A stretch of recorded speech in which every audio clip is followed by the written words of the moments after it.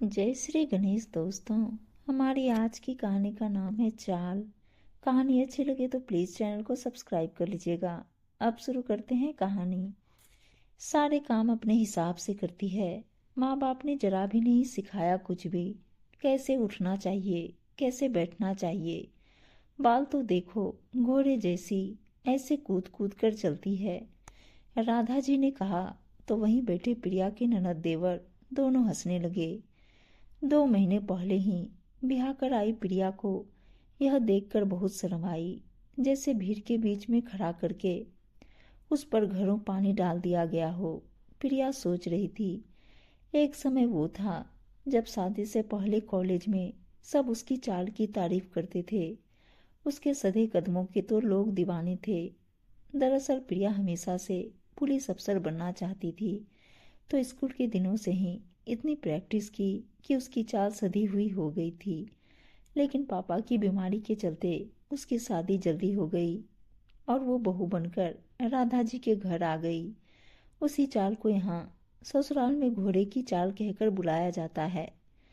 प्रिया का मन हुआ जाकर बोल दे, लेकिन अपने संस्कारों की वजह से चुप रह गई। अब तो राधा जी ने अपनी आदत बना ली थी। जब देखो प्रिया को यह कहती कि घोड़े की तरह कूद कूद कर चल रही है। उनके यह कहते ही सब हंसने लगते। प्रिया ने जब इस बारे में अपने पति दीपक से बात की तो उसने भी यह कहकर अपना पल्ला झाड़ लिया कि तुम अपनी चाल बदल लो। अब मम्मी से क्या कहूँ। इसी बीच तीज का त्योहार आया। राधा जी की ननद घर आई हुई थी। प्रिया तैयार होकर दीपक के साथ बाजार जा रही थी। हील के सैंडल पहने थे तो चाल थोड़ी सी बदल गई थी। आदत के मुताबिक राधा जी बोली, घोड़ी चली घोड़े की चाल। राधा जी की बात सुनकर उनकी ननद का मुंह खुला रह गया। भाभी अपनी बहू के बारे में कैसे बोल रही हो। अरे जीजी, सही तो कह रही हूँ। देखो कैसे कूद कूद कर चलती है, घोड़े के जैसे। आज प्रिया से अपने ऊपर कंट्रोल करना मुश्किल हो गया था। उसकी सास ने अपनी ननद की भी शर्म नहीं की। लेकिन जीजी, आपने तो बहू को शर्मसार करने में कोई कसर नहीं छोड़ी। आपके हिसाब से ये घोड़ी की चाल चलती है। कम से कम ये मरीजों की तरह घसीट कर नहीं चलती। ये अपंग नहीं है, एक्टिव है।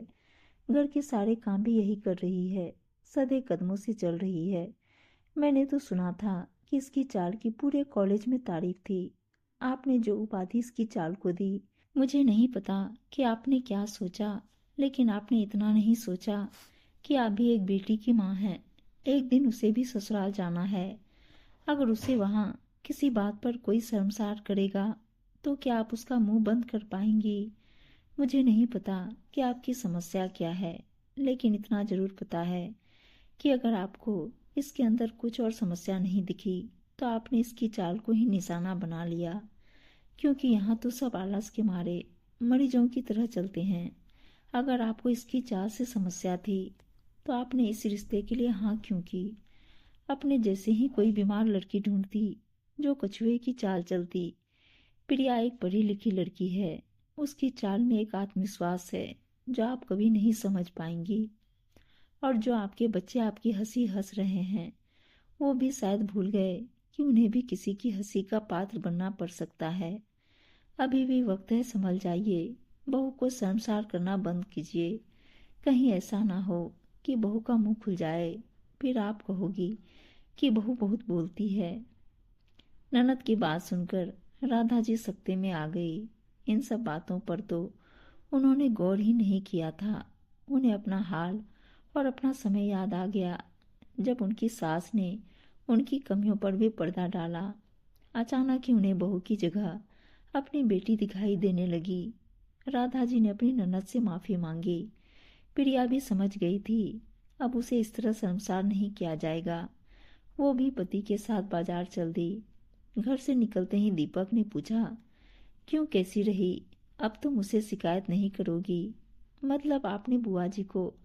हाँ मैडम, तुम क्या सोचती हो कि मुझे मम्मी की बातें अच्छी लगती थी, लेकिन मुझे समझ नहीं आ रहा था कि मम्मी को कैसे समझाऊं।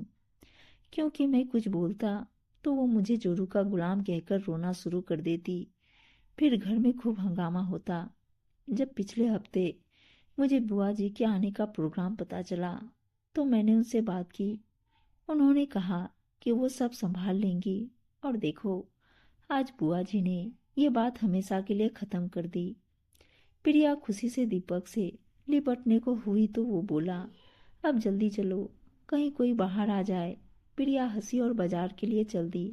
उम्मीद है दोस्तों कहानी अच्छी लगी होगी, और अच्छी अच्छी कहानियाँ सुनने के लिए चैनल को सब्सक्राइब और वीडियो को लाइक शेयर जरूर कर दीजिएगा। धन्यवाद दोस्तों।